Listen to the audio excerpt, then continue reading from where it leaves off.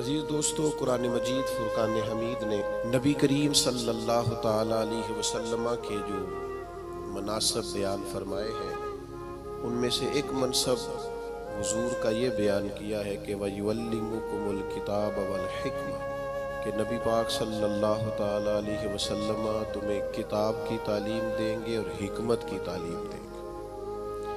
वयुअल्लिमुकुम मा लम तकूनु तअलमून, और जो जो तुम नहीं जानते वो सब मेरे हबीब तुम्हें सिखा देंगे। नबी पाक सल्लल्लाहु ताला अलैहि वसल्लम मुअल्लिम कायनात बनकर दुनिया में तशरीफ़ लाए।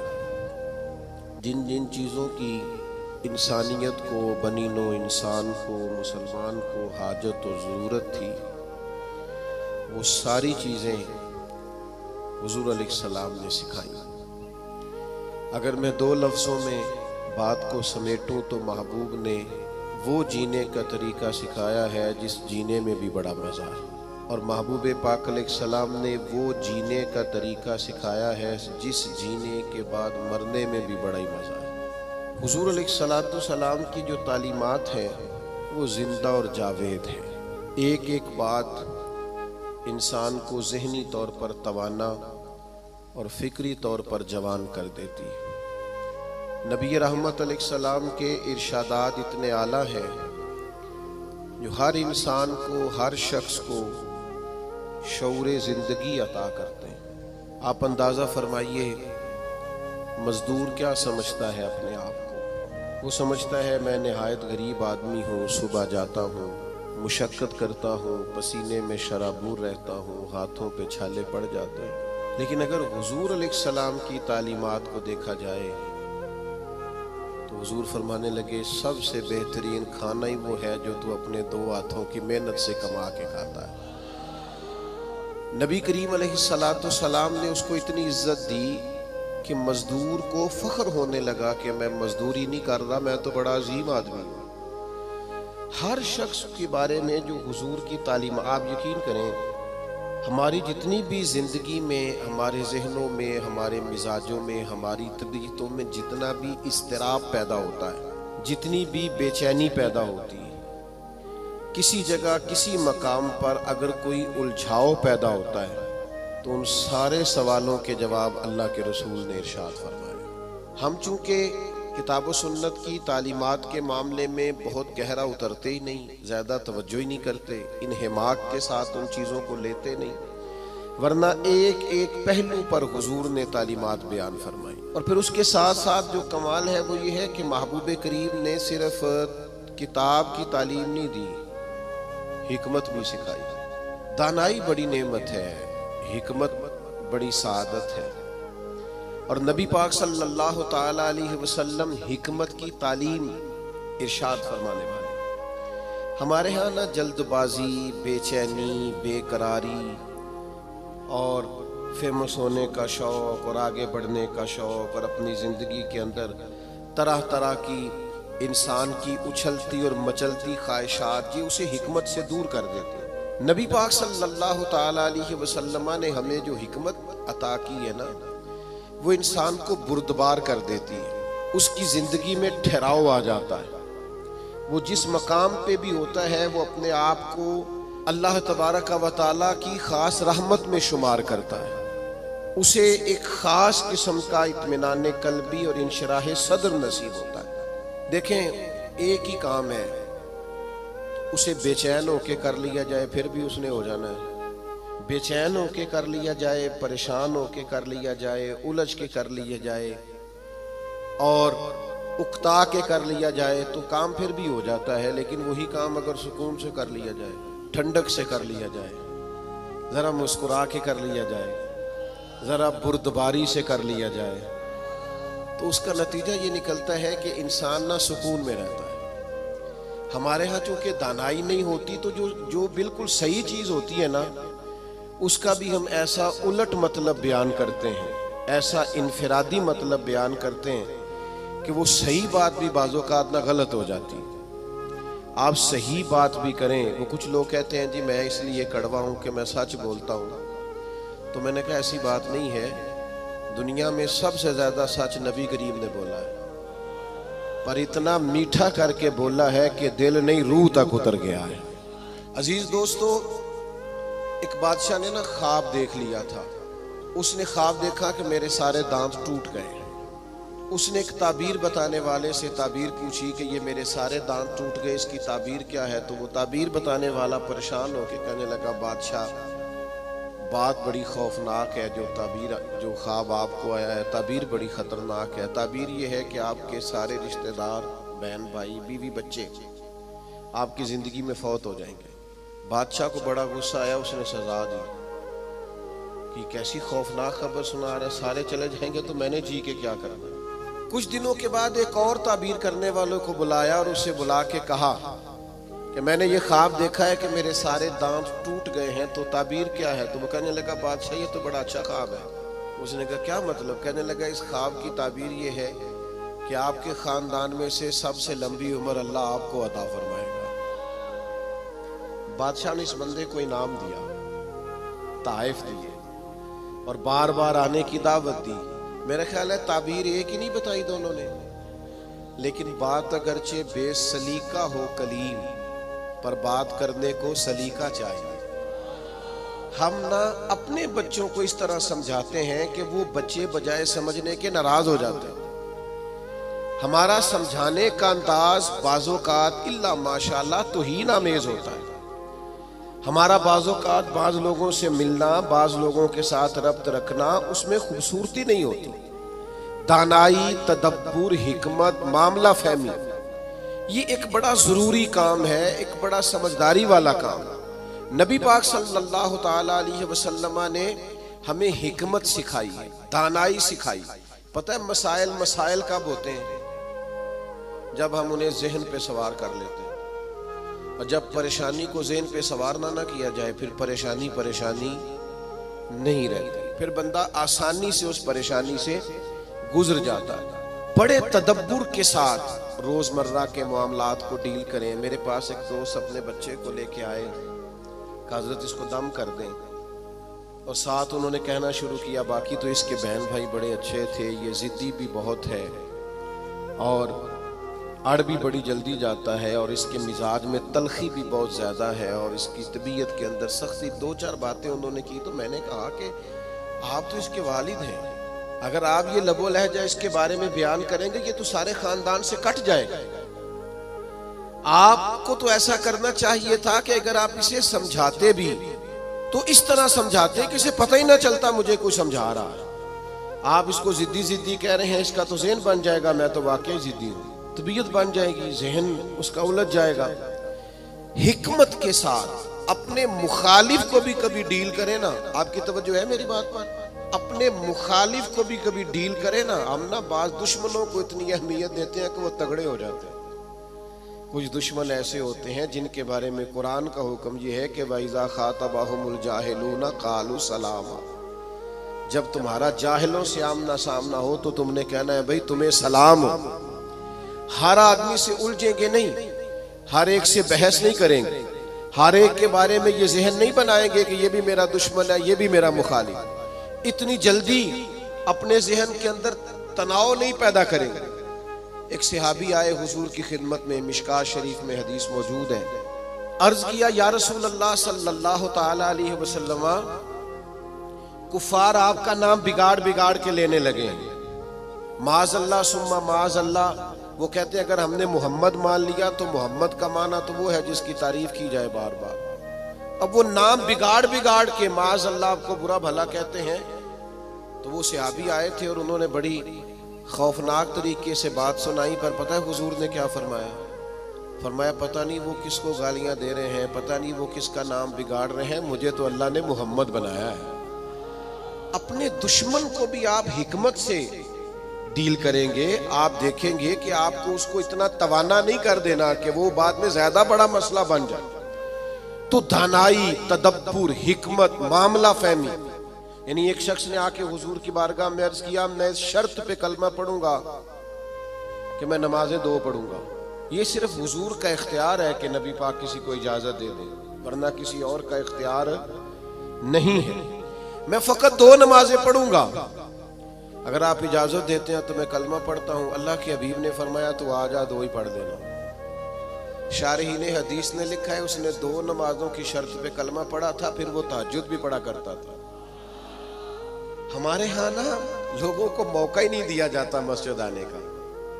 ये कभी कभी कच्चे नमाजी आते हैं ना रमजान शरीफ में, तो पक्के नमाजी उन्हें घूरते हैं, कहते हैं तुसी आ गए हो फसली बटेरे, और भाई इन बच्चों को आ तो लेने दो और दुआ करो या अल्लाह मस्जिद आ गया है, अब मेहरबानी फरमा, इस पे रहमत कर, इसे पक्का नमाजी बना।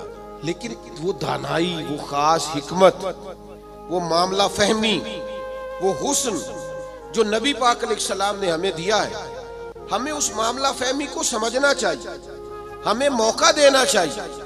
देखिए जब सुलह हुदैबिया हुई ना, तो बाद शराइत ऐसी थी जो बड़ी मुश्किल थी सहाबा के लिए मानना। मसलन एक शर्त ये थी सुलह हुदैबिया, जब हुजूर ने कुफारे मक्का के साथ सुलह की, तो उसमें एक शर्त ये थी कि अगर कोई मुसलमान मक्के से मदीने आएगा अपने आका की इजाजत के बगैर, तो मदीने में उसे रखा नहीं जाएगा, वापस किया जाएगा। लेकिन अगर कोई मदीने से मक्का जाएगा तो मक्के वाले वापस नहीं करेंगे, यानी हम बंदा वापस करेंगे, वो वहां बंदा रख सकते हैं, लेकिन हमारा अपना भी आए तो हम उसे पनाह नहीं देंगे। अब ये शर्त बड़ी अजीब थी। हजरत उमर रदी अल्लाह तआला अन्हु परेशान हो गए, बुखारी शरीफ में मौजूद है, और जाके अर्ज की या रसूल अल्लाह सल्लल्लाहु ताला अलैहि वसल्लम, आप भी सच्चे हैं, कुरान भी सच्चा है, इस्लाम भी सच्चा है, फिर हम दब के सुलह क्यों करें? तो नबी करीम ने फरमाया उमर मैं अल्लाह का रसूल हूँ, मैं वही कहता हूँ जो मेरा रब हुक्म इरशाद फरमाता है। फरमाते मैं जनाबे सिद्दीक अकबर के पास भी गया कि ये अजीब बात है कि वो बंदा वापस नहीं करेंगे, हमें वापस करना पड़ेगा, तो ये हम दब के सुलह क्यों करें जब कुरान सच्चा, इस्लाम सच्चा, नबी करीम सच्चे। तो हजरत अबू बकर सिद्दीक के ईमान पे कुर्बान जाए, उन्होंने भी वही लफ्ज दोहराए, कहने लगे उमर वो अल्लाह के रसूल है, वो जो बात भी करते हैं रब करीम के हुक्म से करते हैं, लिहाजा उन्होंने जो कर दिया ठीक है। अब ये वो बज़ाहिर शर्त थी जिससे लग रहा था कि मुसलमान दब के सुलह कर रहे हैं, लेकिन आपको पता है सबसे ज्यादा फायदा इस्लाम को इस शर्त ने दिया। वो जो मुजाहिदीन इस्लाम मक्का मुकरमा से हिजरत करके मदीना तैयबा आते, उन्हें पता था कि हुजूर अलैहिस्सलाम हमें नहीं रखेंगे। हजरत अबुल बसीर रदी अल्लाह तआला अन्हु और इस तरह के कुछ और सहाबा, ये जब मदीना तैयबा आए और हुजूर ने वापस किया, तो इन्होंने एक तीसरे मकाम पे डेरा लगाया। वहां सारे मुजाहिदीन आहिस्ता आहिस्ता इकट्ठे होने लगे। उसका नतीजा ये निकला कि काफिर जब भी वहां से गुजरते उन्हें तकलीफ का सामना करना पड़ता, तो जिस शर्त पर वो बड़े डटे हुए थे ना कि हमने मनवा लिया है, सबसे पहले कुफारे मक्का इकट्ठे होके आए कि मेहरबानी करें इस शर्त को तो खत्म करें, आप अपने लोगों को बुलाएं मदीना मुनव्वरा। तो तदब्बुर, दानाई, मामला फहमी, हम ना आहिस्ता आहिस्ता बड़े जल्दबाज हो गए हैं, तबीयतों में बेचैनी, बेकरारी, एक बात ना हमारी मानी जाए हम परेशान हो जाते हैं, जरा बराबर हमारी तबीयत के मुखालिफ कोई शख्स बात कर दे हम डिस्टर्ब हो जाते हैं। हमारा माहौल इस कदर ज्यादा पेचीदा हो जाता है ज़हनी कि जो बड़े बड़े बासलाहियत लोग हैं, बड़े बड़े बाशऊर लोग, वो भी हकीम ना होने की वजह से, दाना ना होने की वजह से अपनी सलाहियतों से कोई फायदा नहीं उठा सकते। मेरे नौजवान दोस्तों, मेरे बुजुर्गों, अपनी जिंदगी में कमाल बुर्दबारी पैदा करें, कमाल हौसला पैदा करें, तबीयत के अंदर ठहराव लाए। आप महसूस करेंगे कि बहुत सारे बिगड़े हुए काम संवरने लगे।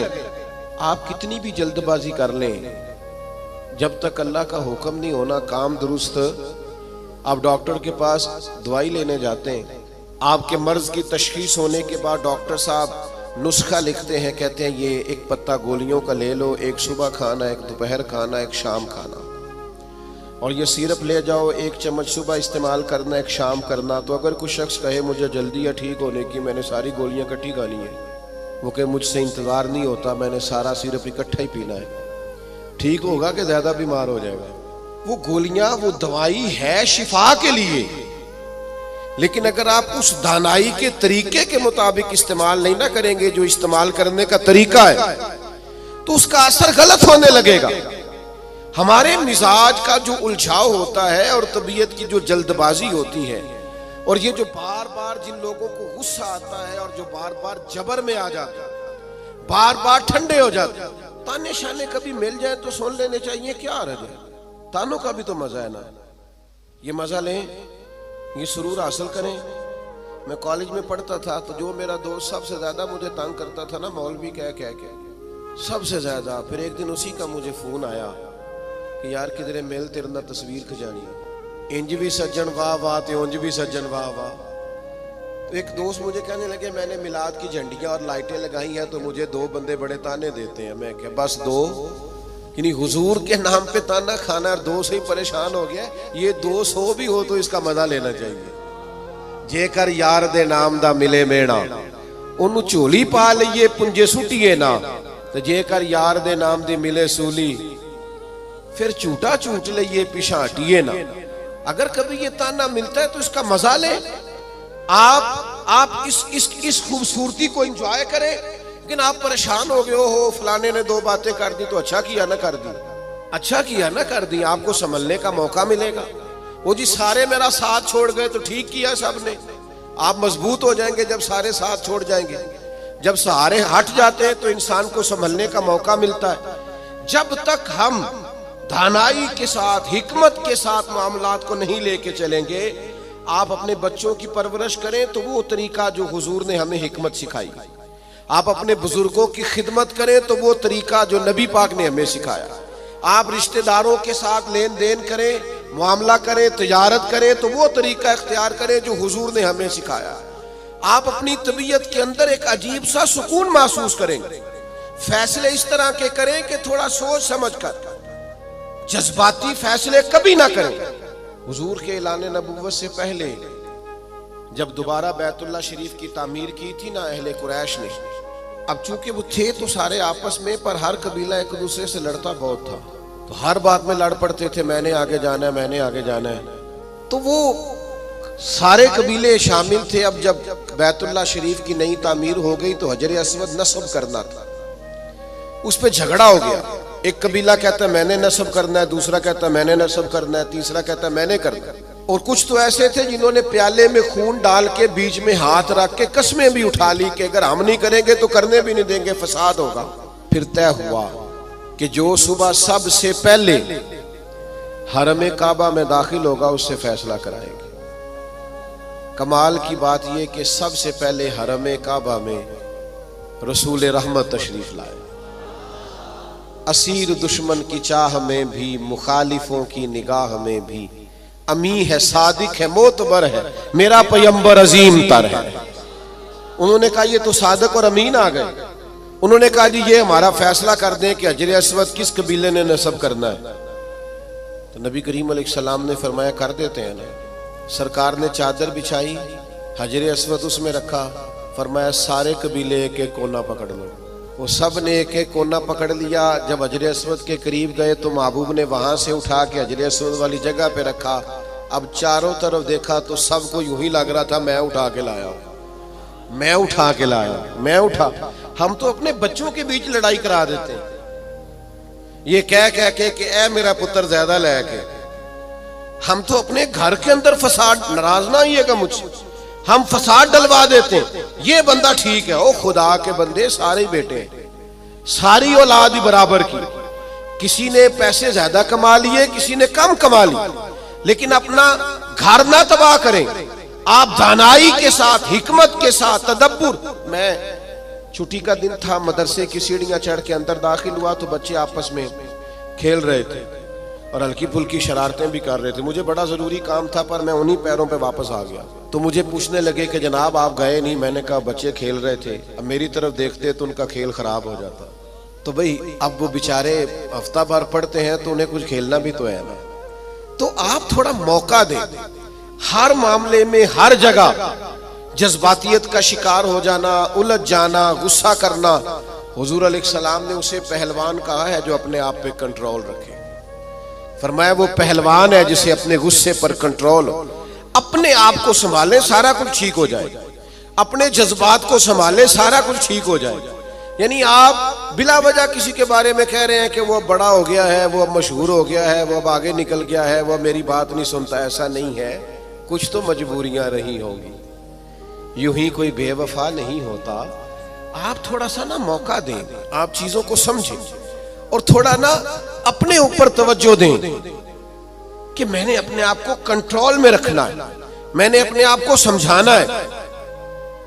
बड़े बड़े महंगे महंगे होटलों में लोग जाते हैं और दूसरों को जाता देखकर परेशान भी होते हैं। मुझसे एक दोस्त ने पूछा, आपने बड़ी जगह देखी, मजा कहाँ आया? मैंने कहा वो जब अम्मा नहीं हांडी पकाती थी और कहती थी कि खाना लेके आया नहीं जाता, ये बैठने के लिए कुछ चीज ले ले, और यहाँ मेरे करीब ही आ गया। और फिर वो सालन देती दफा ये भी कहती थी, इक्को बारी मिलना ही दोबारा ना मंगी। वो जो लुत्फ है वो दुनिया के किसी 5 स्टार होटल में मुयस्सर आता। आप जिस हाल में हैं उसमें राजी रहें, अपने कल्चर से, अपनी तहजीब से, अपने आप से प्यार करें। भाई जिसको अल्लाह, वो जी मेरा कोई रिश्तेदार नहीं, जिसको अल्लाह ने तेरा चाचा बनाया तू कैसे इनकार करता है? जिसको अल्लाह ने तेरा मामू बनाया तू कैसे इनकार करता है? जिस खानदान को अल्लाह ने तेरा खानदान बनाया, रब ने बनाया, ये तेरी मर्जी। अल्लाह ने जहां जहां पैदा किया, उलझे नहीं, परेशान ना हो, अपने आप को तकलीफ में ना डालें, बड़ी समझदारी के साथ। पता है आपको, लोग जब लोगों को परेशान करते हैं तो परेशान कर देते हैं, चढ़ा चढ़ा के पागल कर देते हैं। वो लिखा है शेख ने कि एक ताजर की दुकान बड़ी अच्छी चलती थी, तो बाकी ताजरों ने सोचा कि इसे किसी तरीके से बेवकूफ कर दिया जाए, माज़अल्लाह अस्तगफिरुल्लाह, साजिश की। वो सुबह सुबह जब दुकान खोलने के लिए आया तो उसने सफेद इमामा पहना हुआ था और उसने नीले रंग का सूट पहना हुआ था। तो पहला ताजर ही उसे देख के कहने लगा, माशाल्लाह, सफेद लिबास पर आपका ये काले रंग का इमामा कितना प्यारा लग रहा है। उसने कहा, पागल हो गए हो, मेरा तो ये सफेद रंग का है।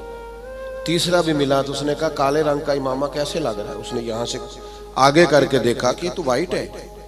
फिर उसने कहा, चौथे ने कहा, पांचवें ने कहा, तो बंदा ज़हनी तौर पे उलझ गया। इतना उलझा कि सारा दिन दुकानदारी ना हो सकी, बल्कि बाद ने लिखा कि इस तरह के लोग तो दीवाने हो जाते। तब वो एक सियाने बंदे के पास गया, उसने कहा कि जनाब मैं ज़हनी तौर पे परेशान हूँ, गाहकों से भी लड़ता हूँ, आजमाइश बड़ी हो गई है, मसला क्या है? तो उन्होंने कहा, असल में तूने मुखालफों की बातें तवज्जो से सुननी शुरू कर दी। हाँ, मुखालिफिन की वो बात तवज्जो से सुननी चाहिए जो हमारी वो गलती बयान करे, लेकिन वो बातें जो चढ़ाने के लिए, उससे सरफे नजर किया जाए। अपने आप को आप कंट्रोल में रखें। ये नबी पाक अलैहिस्सलाम की दी हुई हमारे लिए हिकमत है। मैं दोस्तों से कहा करता हूँ, मिलाद आए ना तो मिलाद में महब हो के मिलाद मनाया करो। आपके ज़ौक शौक का बड़ा असर होना है दूसरों पर। अब सारी जिंदगी दलीलें पूछते रहना है मिलाद की, उम्र गुजर गई, अब तो तय है सारी चीजें, अब तो सिर्फ ज़ौक की जरूरत है। कौन कितने प्यार से करता है, कितने शौक से करता है, उस शौक की आदत, तो दानाई हिकमत जो नबी करीम ने हमें अता की, उस हिकमत को समझें। बहुत ज्यादा मामला फहमी के साथ चीजों को लेके चले। जब नबी पाक अलैहिस्सलाम ने मक्का मुकरमा पर हमला फरमाया, फतह मक्का हुआ, तो हजरत साद इब्न उबादा रदियल्लाहु ताला अन्हु के पास झंडा था। अलम बरदार थे हजरत साद बिन उबादा, जिसके पास झंडा होता था वो सबसे आगे होता था। तो हजरत साद इब्न उबादा सबसे आगे थे और कायद थे। उन्होंने कोई एक ऐसी बात कर दी जो पॉलिसी के खिलाफ थी, तो बाज लोगों ने एहतजाज किया कि इनसे झंडा ले लिया जाए। अब उनकी कोई ऐसी बड़ी गलती भी नहीं थी, बल्कि गलती नहीं थी सिरे से, झंडा उनसे वापस लेना पड़ गया। लेकिन बंदे बड़े हसास थे, दीन के लिए उनकी खिदमात बहुत ज्यादा थी, उनकी जिंदगी के अंदर ये खूबसूरती थी कि हमेशा वफादार रहे वो। उनसे झंडा वापस लेना है। सहाबा ने अर्ज की, या रसूलल्लाह अब क्या करेंगे, बंदा भी बड़ा हसास है और मौका ऐसा आ गया है। तो नबी करीम ने फरमाया, ले लेंगे झंडा, कुछ भी नहीं होता। या रसूलल्लाह एक शख्स को मनसब से हटाना है तो परेशान तो होगा ना। फरमाया, कुछ भी नहीं होगा। अब लोगों ने देखा रसूल पाक की कमाल हिकमत को, अब लोगों ने देखा वो मिलाद वाले महबूब की दानाई, वो तदब्बुर, वो कमाल, वो फिरासत, वो हिल्म, वो बुर्दबारी, वो चीजों को पूरी गहराई से लेना। नबी करीम ने हजरत साद इब्न उबादा को बुलाया और बुला के फरमाया, भी मेरा इरादा बन के आपसे झंडा ले लिया जाए। तो अर्ज की, या रसूल अल्लाह सल्लल्लाहु अलैहि वसल्लम जैसे हुक्म, लेकिन साथ ही हुजूर फरमाने लगे, बना इरादा ये है कि आपसे ले लिया जाए और आपके बेटे को दे दिया जाए।